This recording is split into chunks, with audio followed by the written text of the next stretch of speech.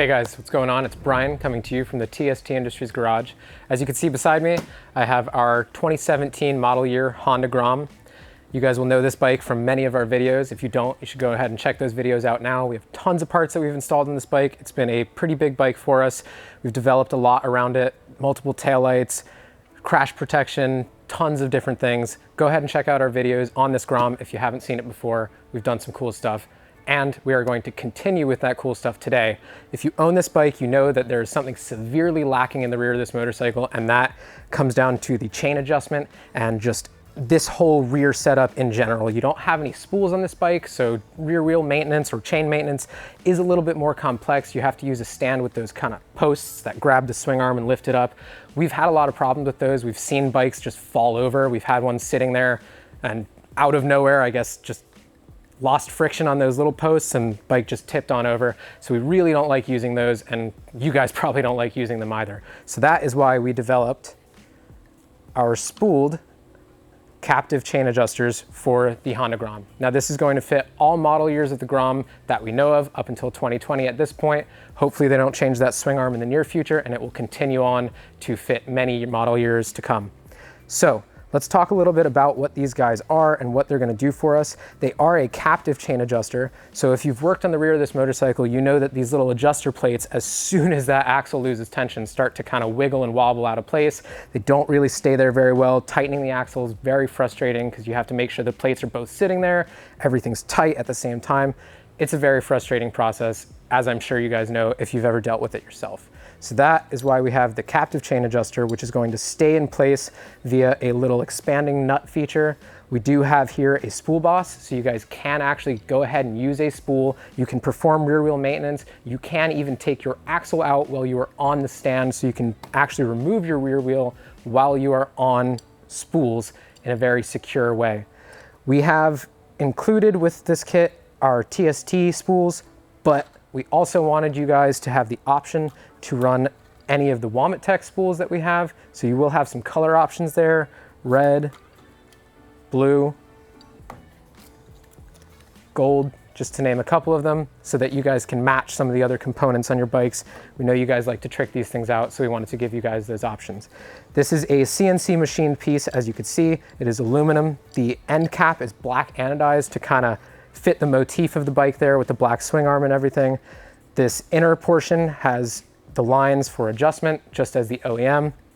The screw that we use is actually, conveniently enough, a 1mm pitch. So that means every turn of the screw, you are actually moving your axle a millimeter. That's something kind of convenient for you guys. If you know, I just want 2 mil less, you can do 2 turns, that sort of stuff. It's a pretty straightforward installation. You guys are gonna see as I take this rear axle off exactly why we developed these, and we're gonna throw our captive chain adjusters in there and circumvent all the problems that you could run into in the rear of this motorcycle. Let's jump into the installation, guys. So to get this process started, we're gonna go ahead and have to grab a stand.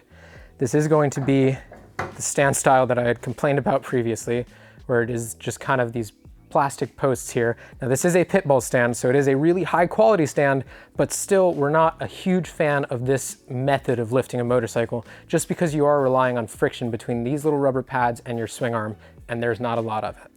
But to get this part of the installation done, we do have to use something of this sort, or just some method of lifting the rear of the motorcycle. We're going to use this stand here.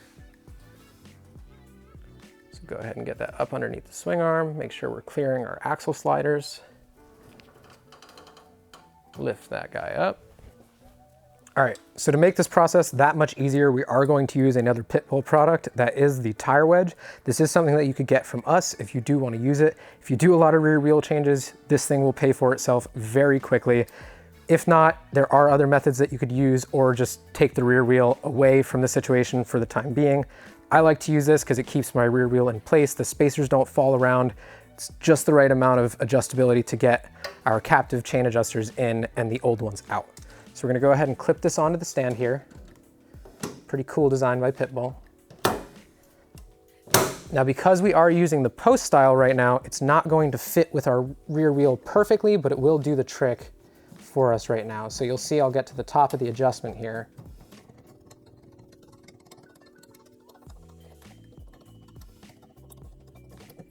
And there we are. So we're at the top of the adjustment, but as you can see, the rear wheel is not making contact. However, when we drop the axle out, this little wedge is going to pull our wheel kind of down and back, which actually keeps it in place with the chain. If we were using a spool stand, this wedge would actually be making contact with the tire. It wasn't exactly developed for Groms, but it does work for the Grom. Obviously, with a larger rear wheel diameter, this would definitely be making contact. But in this situation, it's not the perfect fit, but it does still actually help us out a lot. So we're gonna go ahead and grab a 15mm socket. We are going to have to remove the caps of our axle sliders. If you don't have the axle slider, you could go ahead to removing the axle, but we do have to remove our caps first. Repeat the process on the other side. I've now grabbed a 14mm socket as well as a 19mm. The 19 is for the lock nut, the 14 is for the axle head.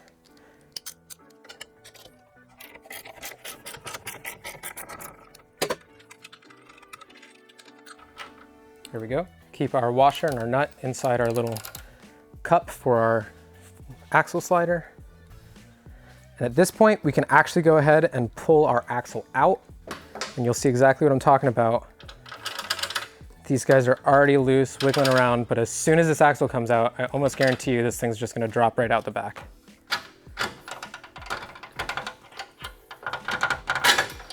Yeah, exactly. And that will happen to you all day long while you're doing any sort of rear wheel maintenance here if you're having to take the axle out.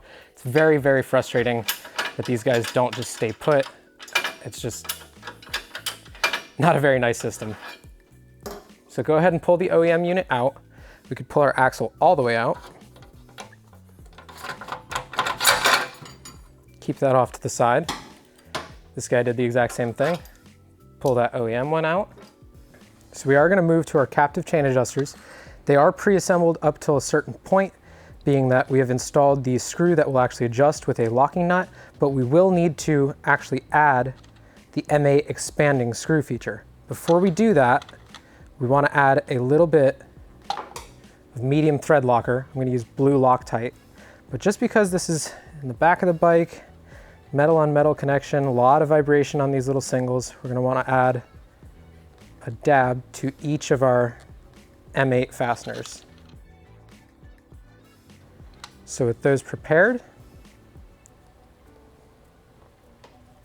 we can go ahead and take our captive chain adjuster, hand thread this screw down in just until it meets the other side. So you'll feel that bottom out, and that's where you can stop for now.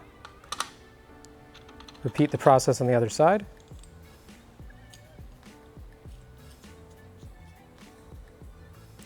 So just by hand until it bottoms out. You obviously don't want to expand this yet.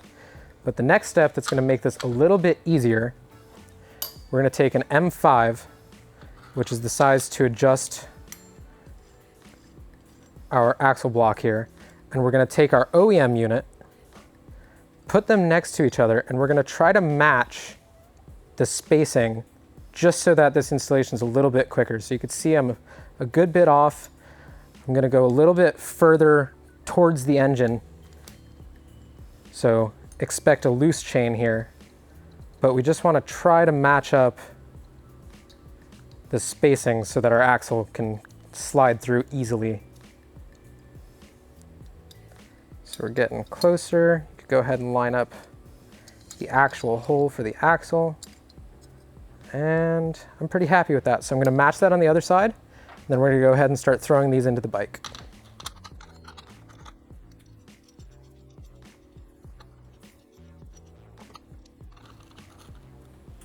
Okay, so we're working here on the right side of the motorcycle. We do want to grab the correct side, so that is going to mean that the expanding bolt head is facing out and the boss for our swing arm spool is going to be towards the outer side of the bike. You wouldn't want to install this one on this side, obviously, because then your spool is not going to interact properly. So we're going to grab the right side, going to insert our axle block, and push in the chain adjuster as much as you can. Now this has been designed with a tolerance fit. There is not a ton of tolerance in these swing arms, but there is enough to the point that you're going to hit a point where you cannot get this in by hand anymore. So at that point, we're gonna grab a rubber mallet and just lightly tap this on in until we hit bottom out. Very nice. We're gonna take a 6mm Allen key and tighten down our expanding bolt ever so slightly. Now you don't want to go too much just yet. We're going to want to tighten the axle down, put our spools on, and then make sure we do one last tightening of everything. But for right now, we can go ahead and repeat the process on the left side.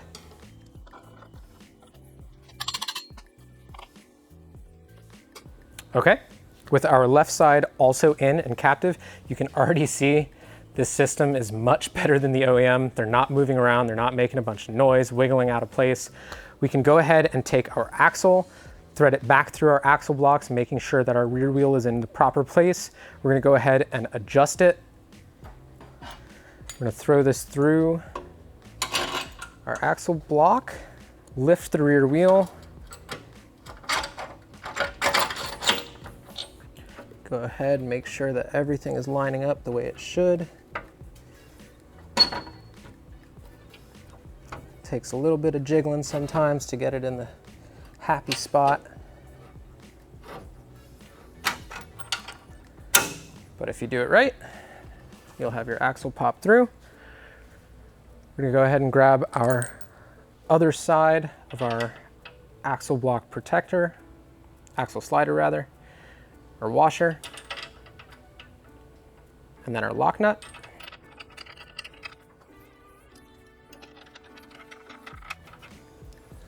Okay, so at this point, before everything is torqued down axle-wise, we are going to want to adjust our chain. Now, we have a different method of doing that here than I'm sure your OEM manual says. If you really want to know the proper method of doing that, please do refer to your manual. We are going to do it the way that we do it here at TST. We race motorcycles, so we do it kind of quick and dirty comparatively to the OEM specifications for chain adjustment. So I'm gonna go ahead and just take an initial glance, looking at how much space I have, what line I'm on our axle blocks. So I do know that my left is further forward at the moment. I'm gonna go ahead and pull that back a little bit. Okay, so I know where I'm at on the other side by way of our little marks on the axle block itself. I know that I am actually even with the swing arm, but checking chain tension, I definitely do not have enough on there. So the convenient thing being now, since they are the same thread pitch, obviously we could do one turn on each side, knowing that we brought our wheel back a full millimeter. A little bit too tight, so I'm gonna go back a half turn. That's a pretty good starting point. We'll see where we're at once we torque the axle down, but let's at this point go ahead and throw our spools on, and we could actually switch this stand over to the spool stand before we do the final adjustments. Okay, so for our spools, before we install them, just as we did on the expanding bolt, we're gonna wanna take a medium thread locker. I'm using blue Loctite. Just add a small dab to the threads. I'm gonna do that for each. Just to make sure we don't have any weirdness with all the vibrations that these do experience. It is a single cylinder bike, so the vibrations are aplenty. So we could go ahead and take our spool with our thread locker. Go ahead and tighten that down.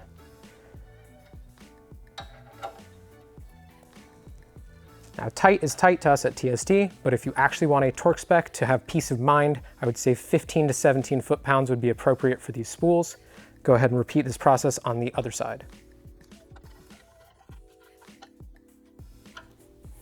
All right, so with our spools on, we're actually gonna go ahead and swap this stand over to the spooled style stand. So let's go ahead and get that done. This is another awesome product from Pitbull that you can pick up from us. You see here that this stand actually has both styles of stand in one. So you just remove this bolt, swap over this little adapter, and just like that, we have a spool stand. Very convenient, especially for something like this Honda Grom. So before we actually lift it up with the spool stand on our spools on the captive chain adjuster, we do just want to do one last little tap on both sides. Make sure that they are as bottomed out as possible. Then we are going to take that 6mm tool again and expand that expanding bolt ever so slightly more. Go to like where you really get a good bit of resistance, then do maybe 10 degrees more. You really don't need a lot. We don't have a specific torque, as there is a little bit of tolerance in these swing arms. So good bit of resistance, then yeah, maybe 10 degrees more. You guys will have a pretty good feel of when the right amount of torque is applied. These are a pretty intuitive system.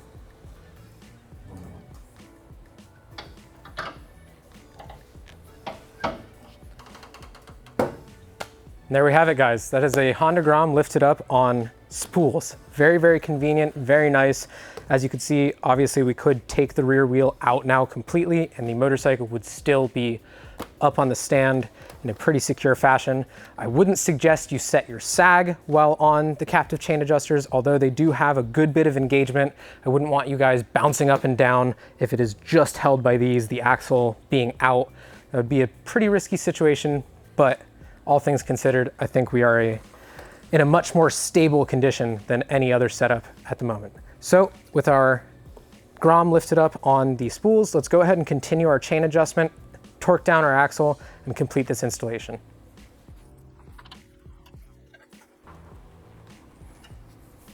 So with our chain adjusted, there is one thing that I forgot to mention. As you guys could see here, our pit bull stand is very, very far away from our axle slider. That is actually by design. You can run this Grom at its furthest point on the swing arm, so the longest wheelbase possible, and you will still clear using a pit bull stand.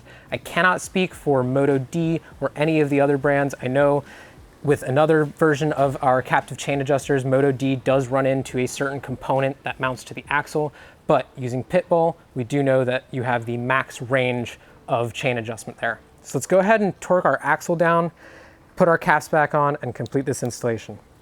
As per the manual, we're going to go to 44 foot-pounds for our axle nut. So our 14 mil on one side, our 19 on the other.